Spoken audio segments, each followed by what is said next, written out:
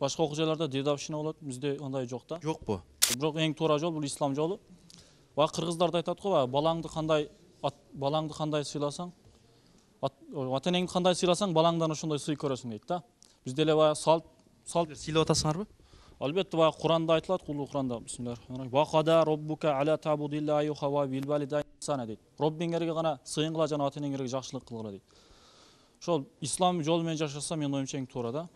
Баягы кыргыздар айтат го, бир карын майды бир кумалак ширитет дейт. Баягы жаштардын бардыгы эле жолдон адашкандар эмес да. Ата энесин сыйлаган жаштар деле бар. Силердин академияда кандай ушул жаштардындай сен өзүң көз карашың боюнча идеалдуу кыздар, идеалдуу балдар кандай басымдуулук кылабы, жакшы жагы кандай? Албетте, мен оюмча башка окуу жайларда мисал досторум бар да, баягы дедовщина деп. Бизде мисал башка окуу жайларда дедовщина болот, бизде андай жок да. Жок бу. Бир да көргөн эмесмин мен, эки Кыздардачы? кыздарда деле жок. Ягуар ичкендер барбы мына силерде? Силерде ягуар ичкендер, хаталарга баргандар барбы? Ягуар бизде ана дарбазадан сырткары ичсе билбейм, дарбазадан бул жака эч кандай неме кылып. Видео камералар бар, андайлар жок да. Баягы Видео камерадан коркот экенсиңер да.